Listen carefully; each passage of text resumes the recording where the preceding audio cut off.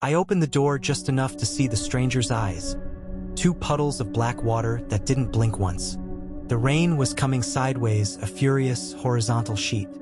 And my porch light, usually a steadfast beacon, flickered, fighting for its life against the storm. In the 5 seconds I hesitated, my heart hammering against my ribs, the man leaned closer, his voice a low, raspy whisper that cut through the wind.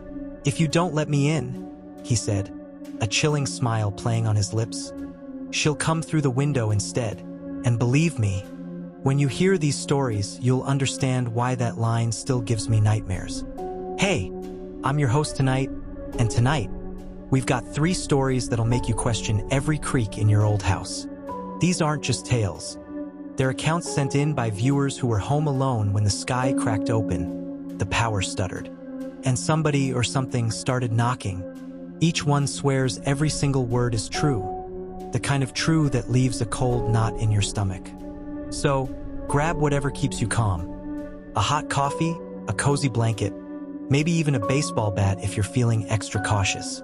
Because once these doors unlock, once these stories seep in, nobody checks the rain for fingerprints. And trust me, you're gonna want to check your own locks after this. Story 1. The Replacement Guest. I was house-sitting my parents' place in the Poconos, March 2019. It was one of those late winter, early spring storms that just doesn't know when to quit. Mom and Dad were off on some cruise, sipping piña coladas, while I was stuck with the glamorous trifecta of responsibilities.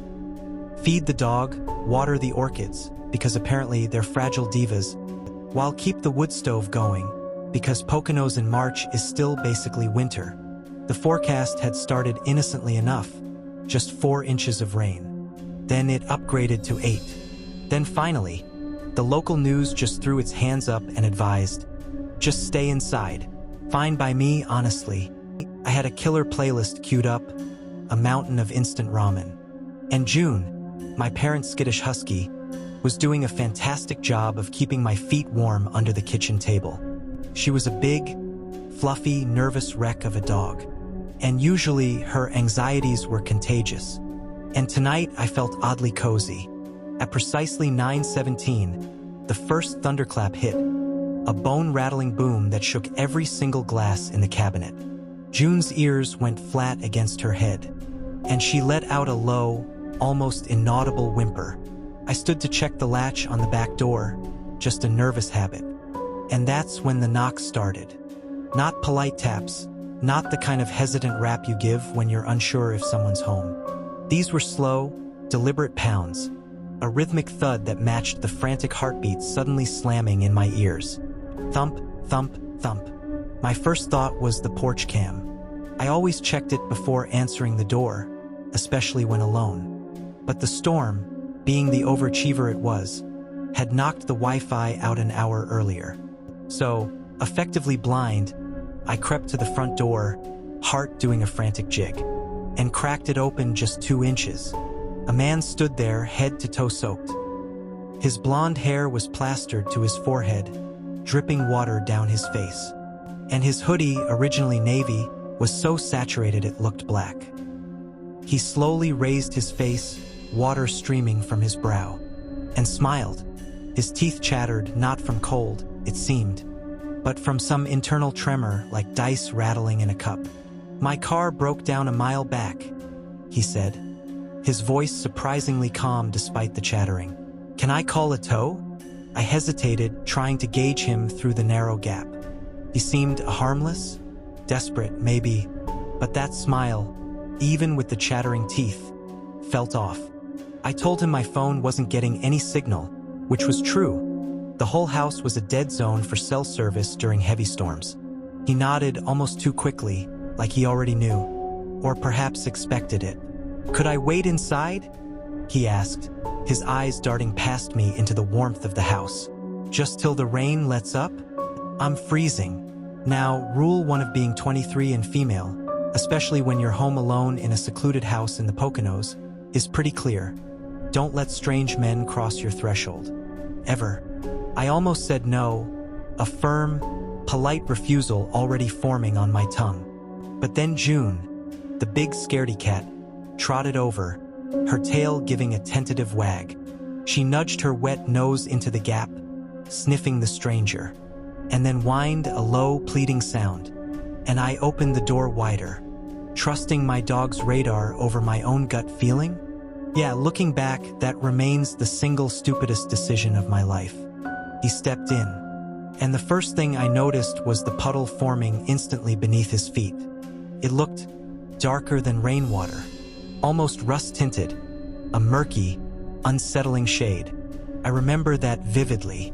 I told him, as politely as I could, to take his shoes off, hoping to keep the pristine Poconos carpet from becoming a swamp. Instead, he just towed them deeper into the hallway rug, squishing the fibers. "Thank you, he said, a strange, knowing lilt in his voice. My name is Emily, but I had not told him that. Not once. A cold dread began to coil in my stomach, tightening with each beat of my heart. I backed slowly toward the kitchen, trying to fake a calm I definitely didn't feel, asking him what kind of car he drove, just to keep him talking, to distract him, to keep him from noticing my growing panic. He didn't answer. Instead, his eyes seemed to stare right through me, past me, perhaps into some unseen corner of the room. "Where's Thomas?" he asked, his voice flat, devoid of the earlier chattering. "I'm supposed to meet Thomas. Thomas is my older brother. He was, at that exact moment, stationed in Germany, serving with the military. There was absolutely no way this guy knew him, let alone was supposed to meet him here, tonight in the middle of a storm." I said so, trying to keep my voice steady, injecting a note of bewildered confusion. The stranger's smile, which had been unsettling before, now lost all warmth, becoming something sharper, colder. "He promised he'd be here," he insisted, his gaze fixed on some point beyond my shoulder. The lights flickered once, twice, a brief shudder through the house, then steadied, burning a little too brightly, almost aggressively. I offered him a blanket, suggested the guest bathroom so he could dry off, anything to get him to move, to get him away from the front door so I could think, strategize, escape. He accepted the blanket, wrapping it loosely around his shoulders. But he stayed put, arms folded, his eyes scanning the ceiling like the popcorn texture held all the answers to the universe. But perhaps to his next move. I pulled out my phone again, texting Thomas anyway. A desperate, futile attempt. No signal, message unsent. I tried 911. Same result, a stark digital silence. The man started humming then, a low, tuneless melody, almost a lullaby. It sounded vaguely familiar. And then it hit me. It was a lullaby my mom used to sing. One she swore she made up herself. A little nonsense tune she'd hummed to soothe us. How could he possibly know that? June, who had been quietly watching from the kitchen doorway, let out a low growl, a rumble deep in her chest. Her hackles rose, a bristly ridge along her spine, and she backed slowly into my legs, pressing against me. Her lips peeled back in a silent snarl. Minutes stretched into an eternity. The rain lashed sideways against the windows, a relentless, drumming assault. I suggested he try the landline in Dad's office, hoping it might work, hoping it might give me an excuse to get him to move. He didn't even glance at me. "Landlines are down," he muttered, his eyes still fixed on the ceiling. How could he know? He hadn't tried it, hadn't asked. The certainty in his voice was unnerving. I was edging, inch by agonizing inch, toward the pantry, where Dad kept his hunting rifle, a last-ditch, desperate plan forming in my mind. That's when every single bulb in the house cut out. Total blackout. The sudden, absolute darkness was a physical blow, punching the breath right out of me. The humming stopped abruptly. I heard the soft thud of the blanket hitting the floor. June barked once, a sharp, terrified sound that cut through the sudden silence. Then, a frantic scrabbling, the sound of claws skittering down the hallway, fading rapidly. I called her name, my voice a strangled whisper, but she kept running, nails scraping a desperate rhythm until a distant door slammed shut. Then, nothing. Just the pounding rain and the terrifying, all-consuming silence. I've never felt darkness like that. It was more than just the absence of light. It was soundproof, starless, a suffocating void. My phone's flashlight, my only hope, refused to cooperate. I swiped up, tapped, pressed, but the screen stayed stubbornly black. It had been at 60% battery just minutes ago. I shook it like that would somehow magically bring it back to life, a pathetic, useless gesture. Something brushed my sleeve, too gentle for a hand, too light. Fingertips, maybe? Cold, delicate like a spider's legs. I jerked away, smacking hard into the wall, a sharp pain blooming in my shoulder. I scrambled along the wall, blindly feeling my way toward the office, toward the gun, toward any semblance of safety. Footsteps matched mine, 3 paces behind. Not running, not dragging, not stumbling in the dark like I was. Just walking, calmly, deliberately, like he could see perfectly in the pitch black. And I was on a runway, lit with arrows, guiding him straight to me. My fingers finally found the office doorframe, a rough, familiar texture in the oppressive dark. I practically fell inside, slamming the door shut with a desperate heave, fumbling for the lock. The knob jiggled instantly, violently. "Emily," he sang, his voice now a low, mocking croon, amplified by the sudden silence beyond the door. "You're being rude. Thomas wouldn't like that."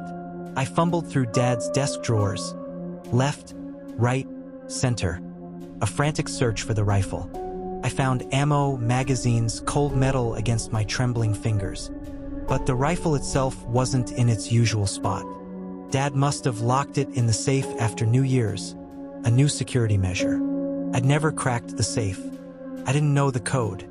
I was utterly, completely helpless. The knob rattled harder, more insistently, would splintered with a sickening crack. I slid to the floor, my back against the cold, leather chair, clutching the useless bullets in my shaking hand. "Please," I whispered, my voice raw, tears stinging my eyes, pleading with whatever unseen force was at play, with the storm, with the entity on the other side of the door. "Not like this." The rattling stopped. Abruptly, a soft knock followed, almost polite, a stark contrast to the earlier assault. Then, nothing. No breathing beyond the door, no shuffle of wet shoes. Just the relentless rain on the roof, drumming like distant, mocking applause. I waited. 10 heartbeats, 20. Each one a tiny eternity. Finally, slowly, cautiously, I eased myself up, crept to the window. Lightning flashed, illuminating the yard in a stark, momentary strobe. For that split second, I saw him. Standing in the middle of the lawn, face tilted skyward, arms outstretched in a cruciform pose.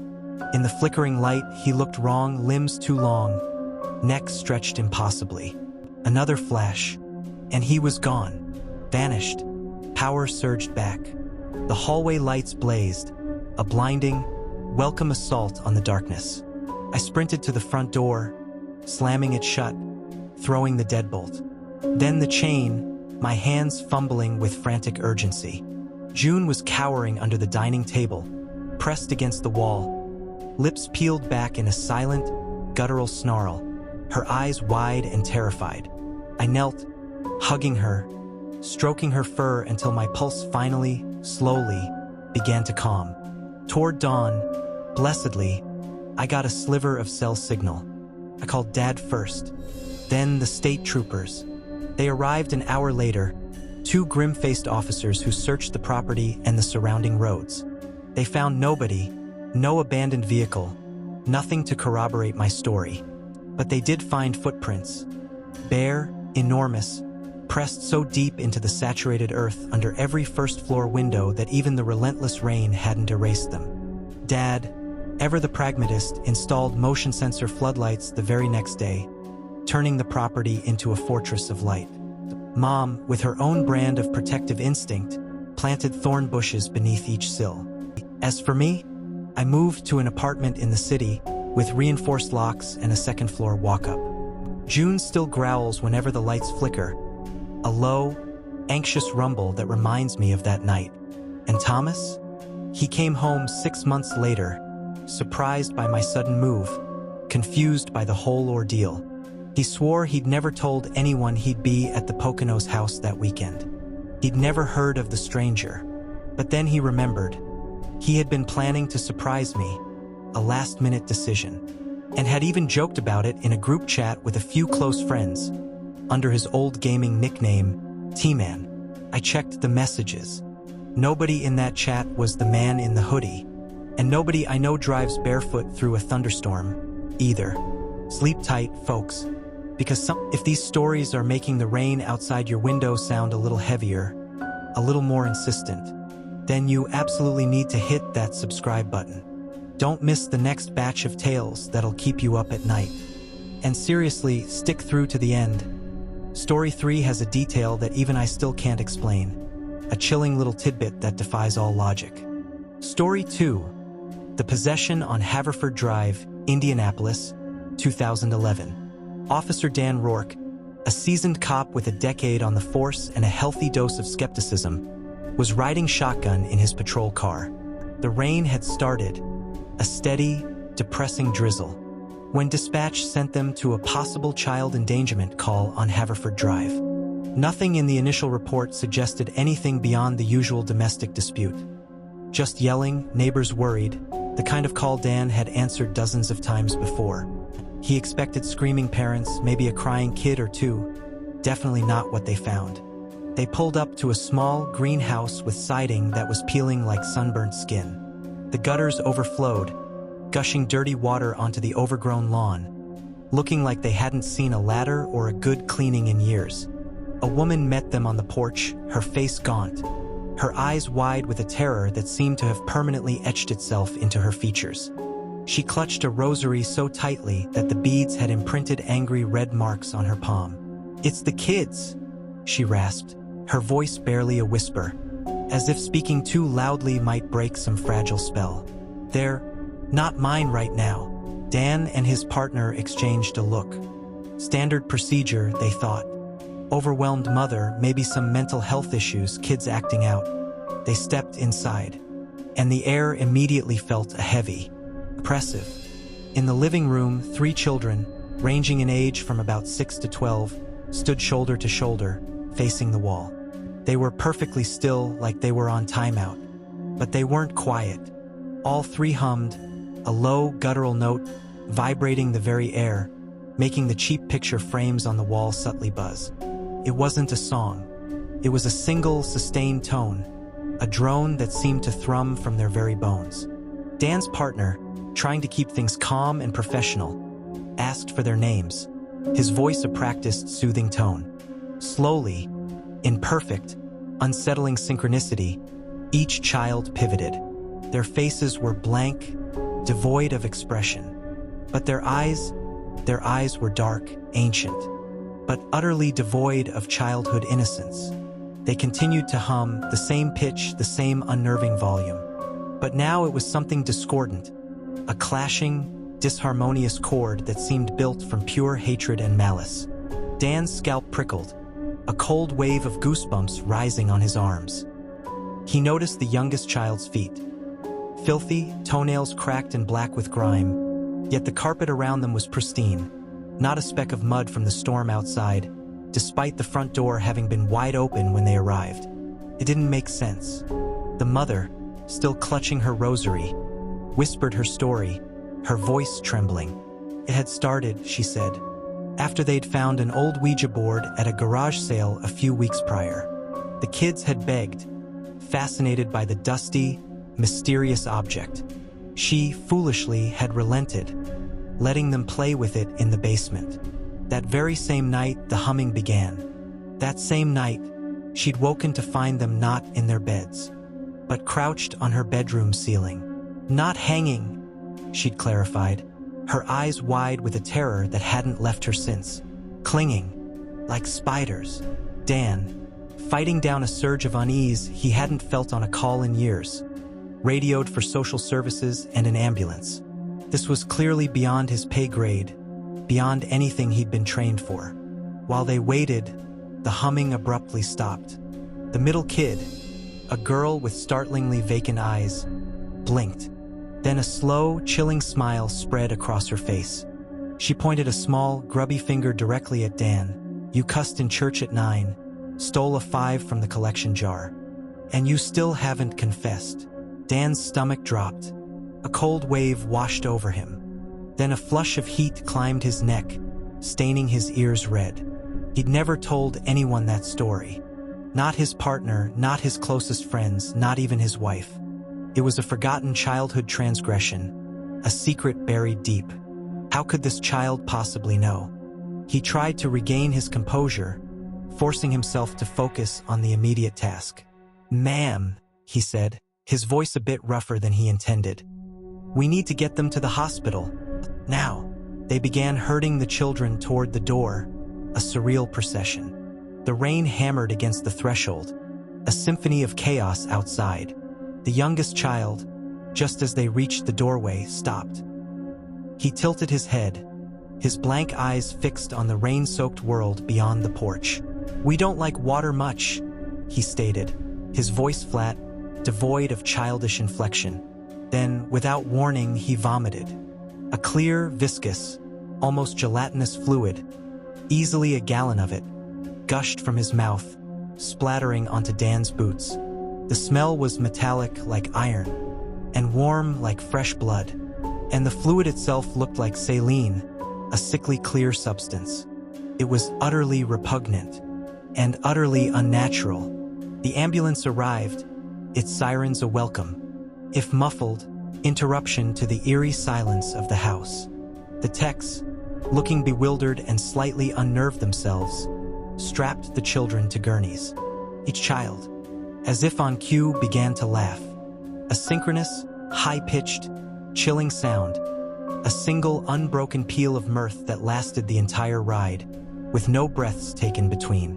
At the hospital, a new layer of bizarre unfolded. The monitors, connected to each child, flatlined the second they crossed the ER doors, only to restart themselves once they were fully inside. Doctors, baffled and increasingly agitated, documented heart rates of 160 at rest, pupils blown wide, yet all other vital signs were strangely normal. They had no explanation. Dan stayed with the distraught mother while detectives questioned the neighbors, trying to piece together some rational explanation. One old man, a neighborhood fixture, mumbled about the previous owner, a reclusive eccentric who dabbled in odd stuff. Seances, strange rituals, and he claimed had kept animal bones in the basement rafters. The man had died in the house midwinter, his body not found for weeks, a grim discovery. The new family, eager for a bargain, had gotten the place cheap. The department, out of options, eventually called a local priest, a kindly, older man who arrived looking weary but determined. By the time he got there, the children were speaking in Latin phrases, intricate sentences that neither Dan nor the priest recognized. Yet they flowed effortlessly from the children's mouths. The oldest girl, with a sudden surge of strength, hurled a bedpan across the room hard enough to dent the drywall, sending a nurse screaming from the room. When the priest, his hands trembling slightly, sprinkled holy water on them, steam rose off their skin. Not vapor, not a gentle mist, but thick, sulfuric plumes, like something sizzling on a hot plate. Exorcism rites, however, were denied by the diocese. Higher-ups, ever cautious, wanted psych evaluations first. The evaluations came back inconclusive. Brain scans were normal, blood work textbook, showing no anomalies whatsoever. Meanwhile, the nightly phone calls began from the ward, an empty line filled with static. Then the children's voices, together, chanting, "He's still in here with us, officer." Dan worked day shift. Then, without fail, every 3 a.m., his desk phone would ring. Caller ID always showed the hospital number. He'd answer, his heart sinking, and get the same chilling chant. After 2 weeks, unable to take the psychological toll, he stopped picking up. The very next day, he found muddy barefoot prints leading from his cruiser's driver's side door, across his driveway, and up to his porch. There was no mud anywhere else in the neighborhood. The streets were dry. His security cam, useless, showed nothing. just the prince mysteriously materializing. The department, sensing his growing distress, transferred Dan to day detective, hoping a change of pace would help. Still, the 3 a.m. calls continued. He switched numbers, the calls followed. He moved apartments, thinking to escape, the calls found him. In a fit of desperation, he ripped his phone from the wall, and his laptop speakers crackled alive, filling his quiet apartment with the children's eerie humming. It was relentless, an inescapable torment. Eventually, mercifully, the diocese approved the rites. The children were brought to a church, the first time they'd been outside the hospital since the incident began. Mid-prayer, the ceiling vents rattled violently, blowing intensely cold air through the sanctuary. Even though the HVAC system was completely off, all the bulbs in the chandeliers burst simultaneously, showering the congregation with glass. And then, the children, speaking in one unified voice, declared, "This house is ours." The rites lasted 7 agonizing months. Dan attended every single session, a silent, grim observer. He later described each session as feeling like arguing gravity, a constant, soul-draining battle against an invisible, implacable force. Finally, one day, the children stopped responding. They stopped humming, stopped chanting, and started crying, real tears, genuine fear, a desperate hunger for their mother. Doctors called it a dissociative break, cured by intensive therapy. The church called it a victory. Dan, though, just called it something that shouldn't have needed permission to begin with. The kids now live with an aunt in Missouri, far from Haverford Drive. The mom still owns the house, but she hasn't spent a single night there since. Dan retired early, his spirit irrevocably scarred, and moved to the deepest countryside he could find, a place where cell service is blessedly patchy. He keeps no devices in the bedroom, a deliberate act of defiance against the unseen. And yet, every 3 a.m., he wakes anyhow, listening, straining to hear the faint hum that might travel down forgotten wires, echoing through the quiet night. Story 3. The Knock at Apartment 2B. I lived in a charming, if slightly drafty, for Unit Brownstone in Portland, 2020, peak lockdown, peak rain. It felt like the city was constantly shrouded in a damp, gray shroud. My neighbor, Mrs. Lang in 2B, was a retired librarian, a sweet, soft-spoken woman who often left little tins of homemade soup at my door if she knew I was working late. She was one of those rare, genuinely good souls that make city living bearable. One particular night, the wind howled like a pack of wolves auditioning for a horror film, rattling the old windows in their frames. I just settled in for the night with a warm mug of cocoa and my perpetually unimpressed cat, Noodle, curled on my lap, when someone started pounding on the front vestibule downstairs. Not a polite ring, but a frantic, insistent thudding that echoed through the old building. I peered through the peephole, my breath fogging the glass. I saw a man, maybe 30, his leather jacket darkened by the relentless rain, his hair plastered to his forehead. He pressed every single button on the intercom panel, a wild, desperate energy in his movements. I ignored it. Strangers, especially frantic ones in the middle of a storm, usually meant trouble. He pressed again, holding the button down longer this time. My buzzer, a harsh, grating sound, rang insistently. I let it hang, hoping he'd give up. He stepped back from the intercom panel, craned his neck upward, and shouted, his voice hoarse, barely audible over the wind. "Lang, please, it's me. Open up." Something in the sheer desperation of his voice, the way he pronounced her name, the raw plea, made me hesitate.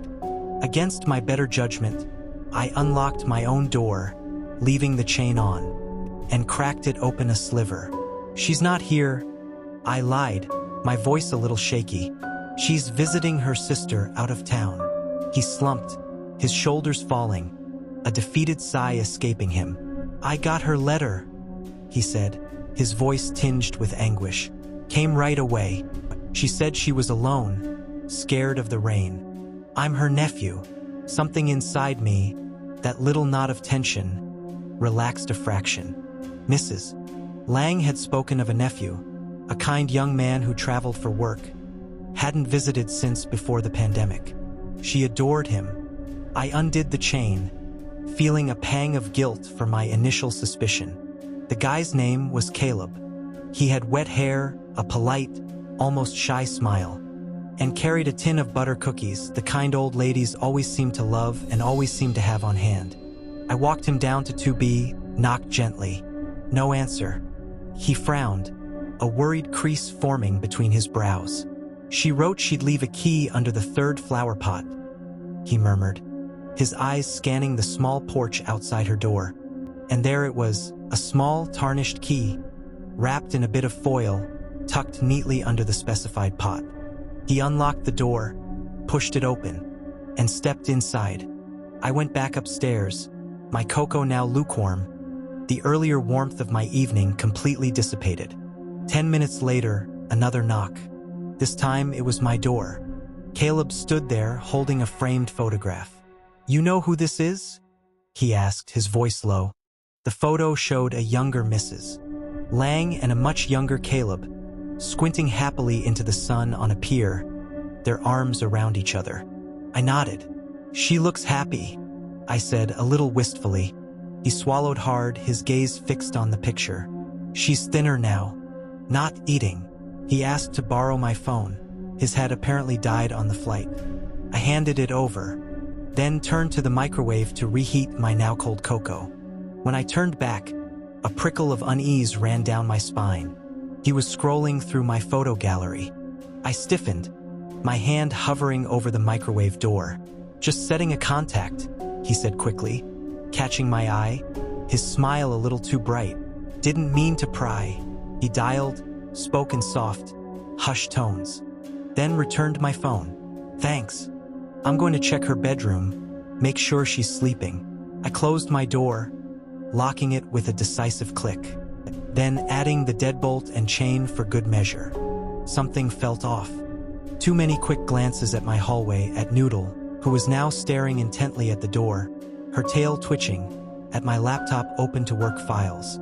I told myself it was just my paranoia, thriving in the quiet, isolated hours after midnight. The wind worsened, escalating into a full-blown gale. The rain turned to hail, marbles pounding against the glass, a furious, percussive assault. The power dipped, a momentary flicker that plunged the apartment into near darkness before sputtering back to life. From the floorboards below, I heard murmurs, Caleb's voice, then another, higher-pitched voice, faint and reedy. An argument, perhaps? I pressed my ear to the vent, straining to hear. I couldn't catch words, only the tone. Pleading, then sharp, then an abrupt, chilling silence. Footsteps then, heavy and quick, descending the stairs. I peeked through my peephole. Caleb was leaving, no jacket, his eyes wild and darting. He didn't close the vestibule door behind him. It banged open and shut in the wind like a series of gunshots.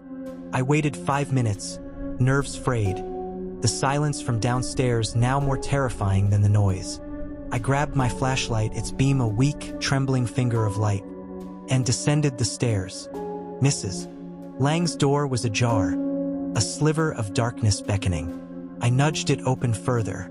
"Hello," I called, my voice barely a whisper. "It's Mara," from upstairs. No answer. I pushed the door fully open and stepped inside. The living room was tidy, meticulously so, except for one overturned chair. The tin of butter cookies sat open on the coffee table, empty. Not a single wrapper crumb, just the bare metal tin. I checked the kitchen. The kettle was warm to the touch. A mug sat on the counter with dregs of chamomile tea, still steaming faintly. A bizarre domestic tableau. The bedroom door was half open. I called again, my voice a little louder now, a desperate plea for a response. Still nothing. I pushed the door open. Mrs. Lang lay on the carpet, her eyes wide, staring at the ceiling, her mouth frozen in a silent, eternal scream. Her skin was waxy, a sickly pale yellow. I knew before I even checked for a pulse. I fumbled for my phone, dialing 911, no signal. The hail intensified, rattling the windows with furious abandon. I ran to the vestibule, hoping the open air, the exposure to the street, would boost my bars. My flashlight flickered, then died, plunging me into absolute darkness. Behind me, I heard a soft click. I spun around, heart leaping into my throat. The door to Mrs. Lang's apartment, which I'd left open, was shut. The key turned from inside. Caleb had doubled back.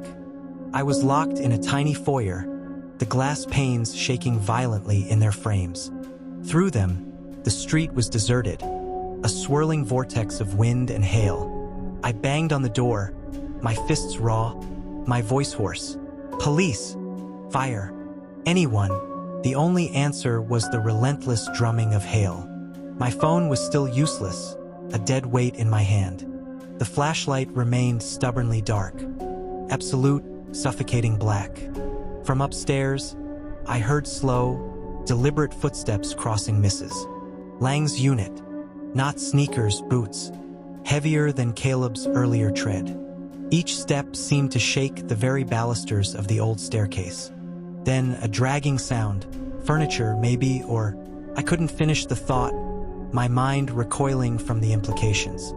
I hurled my shoulder against the vestibule door, a desperate, futile attempt. The old wood cracked with a sickening groan, but it held. Pain flared down my arm, a sharp, white-hot agony. I scanned the floor, my eyes trying to pierce the gloom. Mail was scattered everywhere, and a single rolled-up newspaper. I slid the paper under the door, a desperate, illogical hope that someone might notice it, might see it and realize something was wrong. But who would? The mailman often skipped days due to the virus. And with the storm, no one would be out. The dragging stopped. Silence descended again, thick and heavy. Then, the front upstairs window scraped open, a chilling, drawn-out sound. I looked up, peering into the inky blackness. A shadow leaned out, featureless against the occasional flash of lightning. It raised something, it looked like a cane or a bat. The lightning vanished, and the shadow was gone. I remembered the basement access, a small, unassuming door beside the mailboxes. It might be unlocked. It was my only chance. I inched my way down the narrow, creaking stairs, my hands trailing along the cold, damp brick wall. The basement smelled of mold and stale detergent, a cloying, musty odor. It was even darker than the foyer. I found the pull string for the single light bulb, clicked, nothing, utter blackness. I took a deep, shuddering breath, moving by memory, recalling the layout of the storage cages. If I could reach the back exit onto the alley, I could hit a neighbor's house, raise the alarm. Halfway across the cavernous, shadowy space, a floorboard creaked directly overhead. He'd entered the foyer. A faint light beam flicked through the gaps in the floorboards above. Caleb, searching with my own phone, the flashlight finally working for him. I crept between towering shelves, bumping into a forgotten tricycle, freezing instantly. The light swept past, a fleeting ghost. I heard him descend the last few steps into the basement. I slid into the narrow gap between the old, rumbling boiler and the concrete wall, pulling my knees to my chin, making myself as small as possible. I listened, my heart pounding a frantic rhythm against my ribs. He moved slowly, methodically, tapping the wall with what sounded like the tip of an umbrella. Tap, pause, tap. Sometimes he hummed, and it was Mrs. Lang's lullaby, the one she'd hum to herself when sorting mail, a sweet, melancholic tune. Hearing it from his throat, in that dark, echoing basement, turned my marrow to ice. The tapping stopped. "Mara," he called softly, his voice echoing eerily. "I just need to talk." She fell. "It was an accident. You understand." His voice cracked, a genuine tremor of sadness, which somehow made it even worse, more unsettling. I pressed my lips tight, refusing to make a sound. He continued, his voice now a little firmer, a little more persuasive. She wrote that I'm her sole heir. The cops won't believe me if you tell them different. Come out, we'll work out a story together. A plausible one. I weighed my options: run, fight, speak. None of them felt safe. Overhead, the old pipes groaned, a metallic symphony of distress. The rain had flooded the sump pump, and without power it was dead. Water seeped into my shoes, a cold, clammy sensation. Then, a thought, a desperate flicker of hope. If the power company dispatched a truck, maybe they'd check the basement. I had to stall. I forced calm into my voice, projecting it through the darkness. "Caleb," I called out, trying to sound reasonable, conciliatory.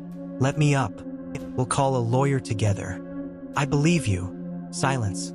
Then, footsteps approaching, slow and deliberate. He knew I hid behind the boiler. It was the only spot large enough. I braced myself, my muscles tensing, my mind racing. He rounded the corner, the phone light blazing into my eyes, temporarily blinding me.